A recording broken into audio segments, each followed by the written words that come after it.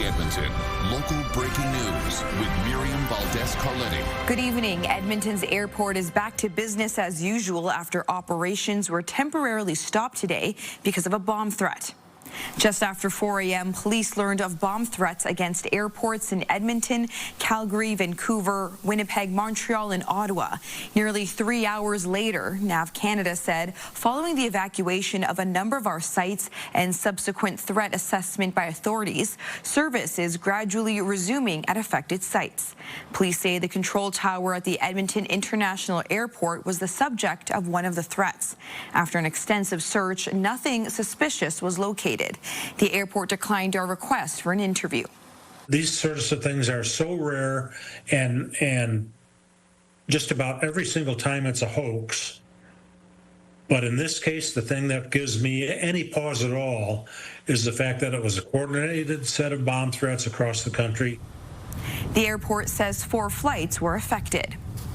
Some Energy City Cactus Rats season ticket holders are demanding refunds. After years of delays, the team's new ballpark in Spruce Grove is still under construction. As CTV's Nav Sangha reports, the fans are frustrated they've paid for seats that don't yet exist. Back in 2023, Jennifer Vachon bought season tickets for the team, then known as the Edmonton Prospects, since rebranded as the Energy City Cactus Rats. She says a big reason she made the investment was a promise of the team's new ballpark in Spruce Grove. But 3 years after construction started, it's still not done. Yeah, I was ready for an exciting season, and it's just been really disappointing. Vachon has been trying unsuccessfully to get a refund for her $1,600 since February 2024. At one point, a representative from the team asked if Vachon would accept an e-transfer, which she says never came. It's my money, and we've just heard nothing. I just want to know what's going on and where our money is. Sandy Miller bought a pair of tickets for this year's season for more than $1,000. The team anticipated a home opener in the new ballpark in June. That was pushed to July. And at that point I said, I want a refund because I know it's not going to be open this year and I can't commit to next year. Instead, in an email, she was told the team would be playing its first home games at Henry Singer Ballpark this weekend. It would cost her an additional $30 to attend, and spectators could bring their own lawn chairs. I don't want to go sit in a field and watch a ball game. I want the whole experience of the stadium and everything they promised. Miller has been told she's on a refund list, but in a statement to CTV News, the Energy City Cactus Rats say our ticket policies, including those regarding refunds, align with the broader Western Canadian Baseball League standards. Under those guidelines, refunds are not issued, even in cases of venue-related disruptions.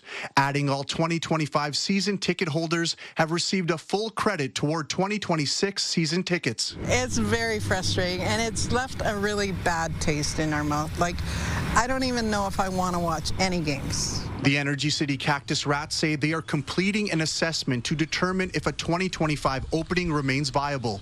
Nav Sangha, CTV News, Spruce Grove. A second long day at City Hall with City Council hearing from both sides of Edmonton's infill debate. Councillors are weighing the need to add density in a growing city against the impact infill has on the people who already live in mature neighborhoods. As Jeremy Thompson reports, they're narrowing down a list of possible bylaw changes. Infill homes are popping up everywhere inside the ring road, especially in the core, an intentional result of Edmonton's new zoning bylaw that kicked in last year. We want to make sure that we are building a financially, environmentally sustainable city that remains affordable. That change is disruptive. Kelly Petrick knows about that firsthand. I think my situation has been dubbed the Crestwood situation. 2 multiplexes are being built beside her home, a disruption to daily life many of the people speaking to councillors can relate to. It is out of nowhere, and it's been a steep learning curve. After 18 months under the new zoning rules, council is considering a number of changes. City staff recommend reducing the maximum units on a mid-block lot from 8 to 6, requiring more windows on the front of a building and shrinking the maximum building length by 2 meters. They also advise limiting the number of side entrances on multiplexes, building homes further apart, and keeping side stairs from sticking out too far. Adjustments one industry rep considers reasonable compromise. unionize. We live in a cool city that's been trying to do a lot of interesting things more rapidly than any other city, and to some extent that puts us out ahead of the pack, and then sometimes we get our toes clipped a little bit, and it's fine. At the same time, infill advocates and some builders say backtracking on size and maximum units would hurt the city's goals. We now have a building that is shorter and narrower. We lose the third bedroom that makes a home viable for a family. We lose the square footage needed to build barrier-free homes. We lose storage, open concept layouts, and natural light. We won't be able to satisfy everybody on either side. I know that, but I think we're trying to figure out what is going to be the best interest of the city and Edmontonians. More than 150 speakers are registered, including Monday's session. Mayor Sohi says he's committed to finishing this hearing and making a decision before council takes its summer recess. And the city says it's only taking 2 minutes to double-check your voter information ahead of the municipal election this fall. As part of the Local Authorities Election Act, the city must now use a permanent electors register. Edmonton Elections is using the provincial system VoterLink to compile a list of voters. It says it may not include Edmontonians who recently moved or just became eligible to vote for the first time. The city is urging everyone to verify their information by August 15th. It's always much easier if we show up at the voting station, you're already on the list. So this is the same as when you vote in provincial or federal elections. It's just going to make your experience a little bit easier, and we just want to make voting easy and accessible for all eligible Edmontonians. If you miss the registration deadline, you can register at your assigned voting station during advance voting or on election day. To see if you are registered to vote or to register, visit edmonton.ca/elections. A 33-year-old woman has died after being hit by a train last week. The crash involved a Canadian Pacific Kansas City Railway train. It happened last Thursday morning on 51 Avenue between 99th Street and Gateway Boulevard. The woman was taken to hospital in critical condition. Police say she has since died. No charges have been laid. Alberta Health Services says someone with measles visited the Stollery Children's Hospital yesterday. AHS says anyone who was at the Stollery Emergency Department between 7 a.m. and 4 p.m. may have been exposed to measles. The alert also includes the University of Alberta Hospital foyers between 112th and 114th Street entrances. AHS says anyone unvaccinated for measles should monitor for symptoms and call the measles hotline if symptoms develop. The province is reporting 10 new cases of measles today. None are in Edmonton. The new pilot project aims to give women and children escaping violence more effective support. The project is using a centralized call system. Instead of calling individual shelters, people can call 211 for help.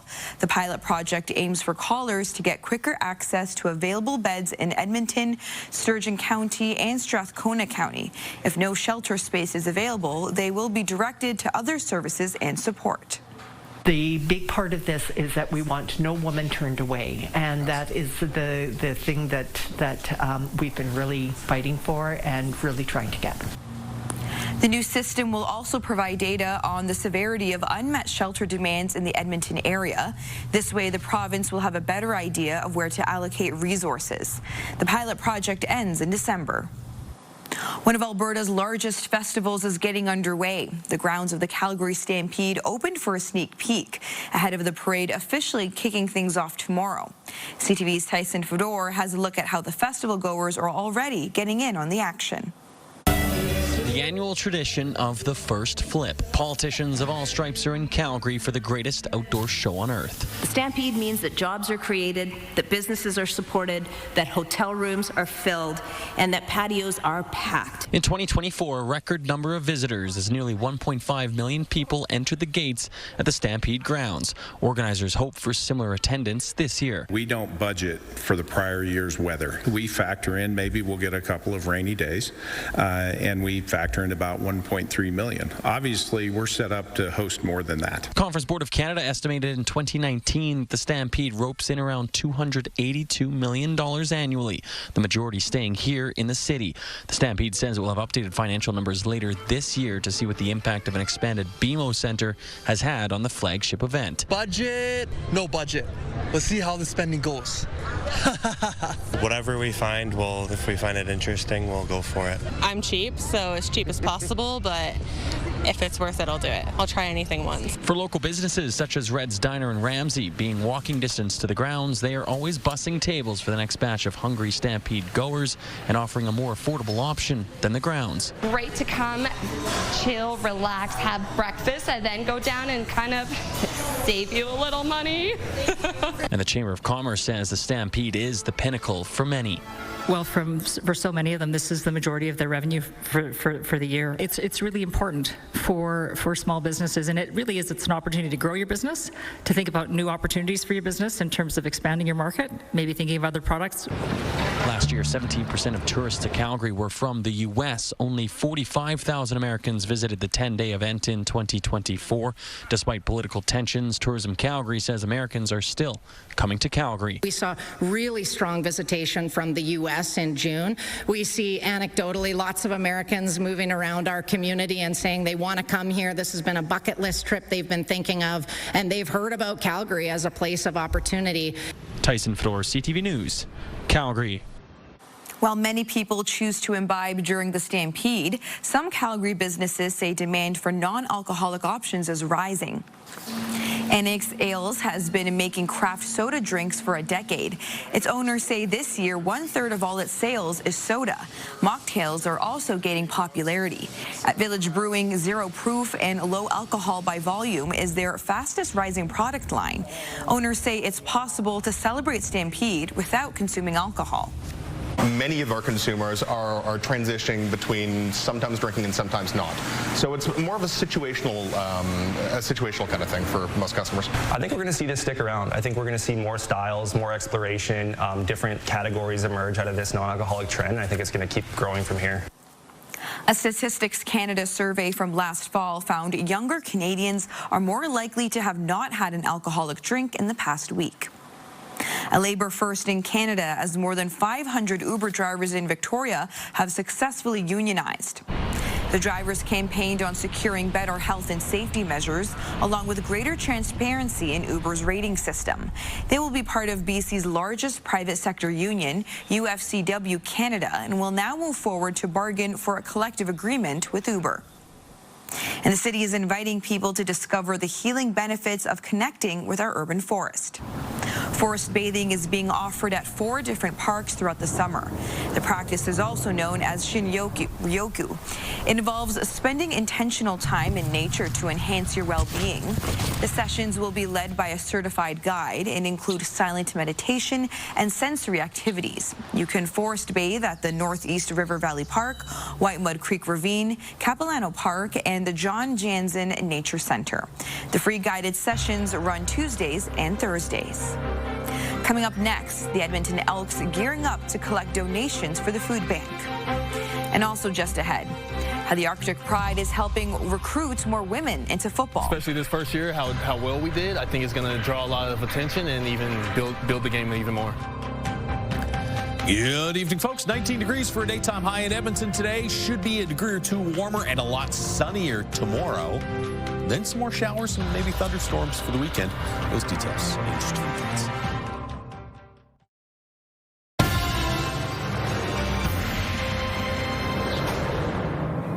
Edmonton's top women's football team took part in the league championship over the weekend, falling to Saskatoon. While it's a disappointing outcome, the team is excited to see where women's football in our city is heading.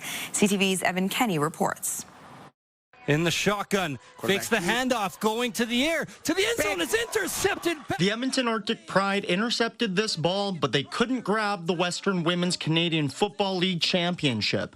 Head coach Marcus Henry is still proud of his team and is excited to see what they can do next year. Especially this first year, how well we did, I think it's going to draw a lot of attention and even build the game even more.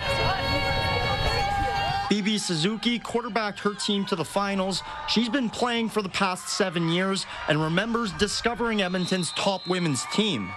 to just like know that there was a women's team that I could end up joining when I'm older really like brought a comfort to me. And it's a big reason many other girls are staying on the gridiron. Football Alberta has been open to women for some time, mainly in older levels. It says now it's seeing more young girls signing up to play. It's just been great work done by a lot of hardworking people, and particularly women. Women are really taking to the game. They've got a lot of great leadership. We're developing a lot of great coaches, and it's really been fun to watch. 5 years ago, Football Alberta added an under-18 provincial women's team. Because of the sport's growth, it's adding a U16 team. It's growing like a weed at this stage, which is really positive. It's a new generation Suzuki is excited to be a role model for, just like ones she had while learning the game. And I remember thinking, wow, like I want to be like her so much, and to be that kind of person for somebody is just, I don't know, I feel really proud. She'll take some of those younger players under her wing on the Arctic Pride next season, this time looking to finish the job in the championship. Evan Kenny, CTV News, Edmonton. The Edmonton Elks are helping tackle hunger in the city with food drive. They're gearing up by sorting food donations at Edmonton's food bank. It comes ahead of their game day food drive on Sunday when they face the Ottawa Red Blacks. The food bank says 43,000 people are using its services monthly, 2,000 more than last year. The campaign aims to drive up donations in the summer. You know, things kind of slow down. People think of food banks at festive times of the year, so it is a key time of year where we can encourage people to support our work. Whether they come to a game, it's a great family event. Buy your tickets, come out, bring your food donation. Last year, fans raised more than 10,000 kilograms in food donations. Investigators are working to confirm whether a tornado touched down in the Drayton Valley area last night. These pictures show the suspected tornado near Lodgepole shortly after 5 p.m. Investigators from Environment and Climate Change Canada and the Northern Tornado Project are heading out to do a damage assessment. It will likely be ranked an EF0. This would be the fourth tornado in Alberta this year. First responders will help people in Red Deer cool off this summer. Fire trucks will become mobile spray parks at family-friendly events. Police cruiser tours and other family-friendly events will also be available. Beat the Heat mobile spray park events are weather-dependent, and emergency calls for firefighters will take priority. A conservation group is working to preserve a historic ranch in Alberta's cowboy country. The Nature Conservancy of Canada and the Waldron Grazing Cooperative have partnered to conserve the Bob Creek Ranch along Highway 22 west of Claresholm. The 1,000-hectare property will create a block of more than 43,000 hectares of conserved and protected land within the headwaters of the South Saskatchewan River watershed.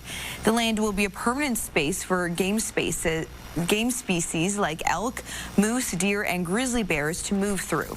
The Bob Creek Ranch is significant because it's kind of this hole that was on the north side of the Old Man River. It has 2 or 3 miles of river frontage, has a couple of miles of frontage onto the Bob Creek, and it's also bordered by the Bob Creek Wildland Park.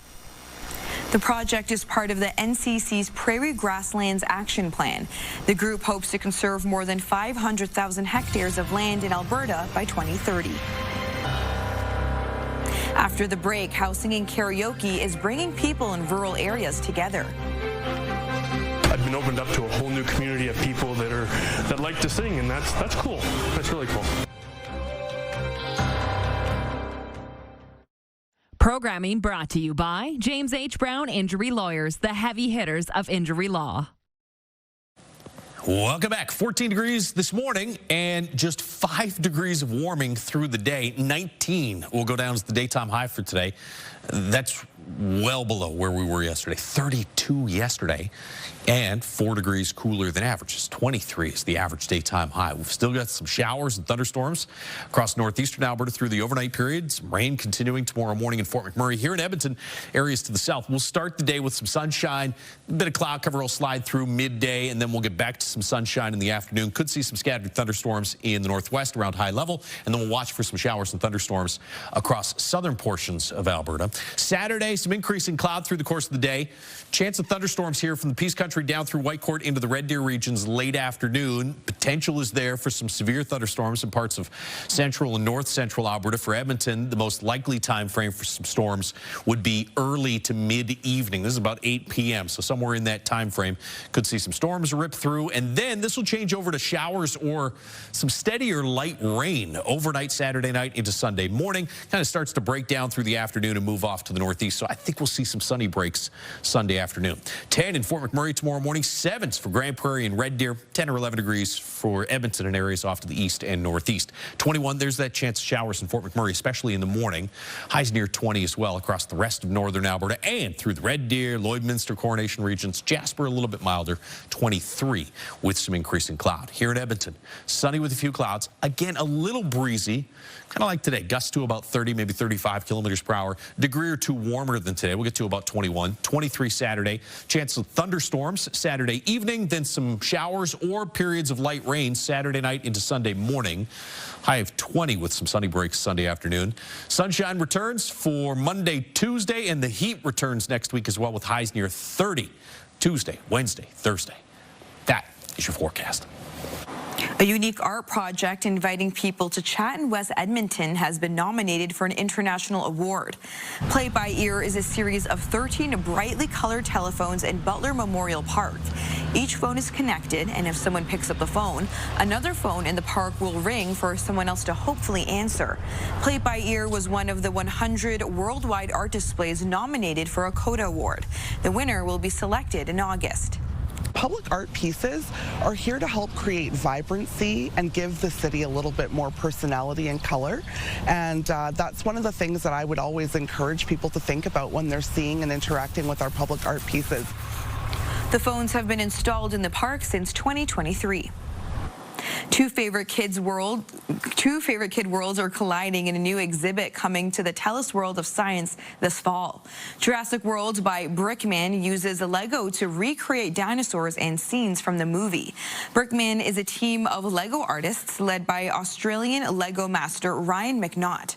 All in, the crew uses 6 million bricks to create the exhibit.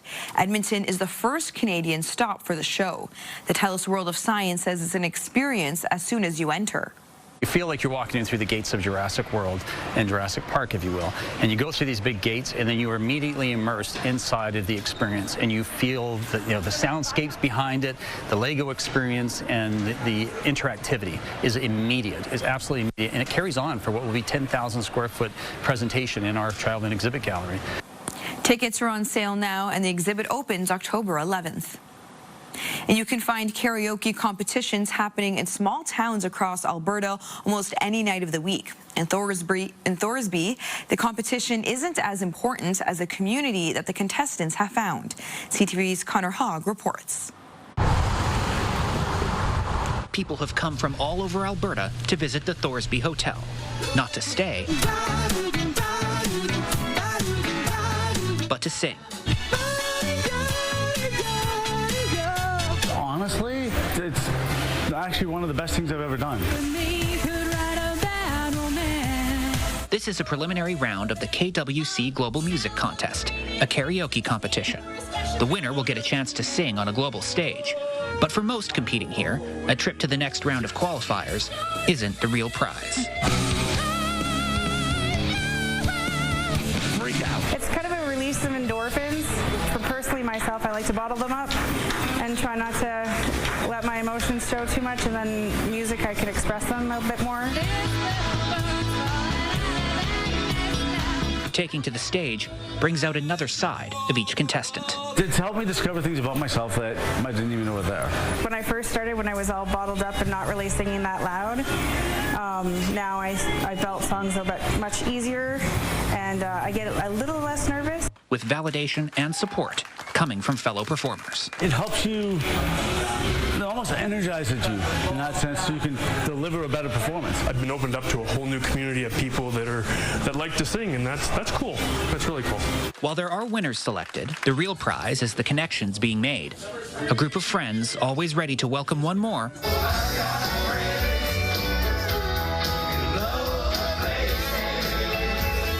And helping each other raise their voice.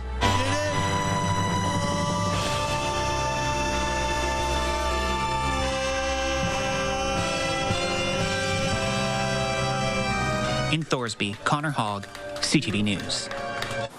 And that's our show for this evening. Thank you so much for tuning in. Have a good night.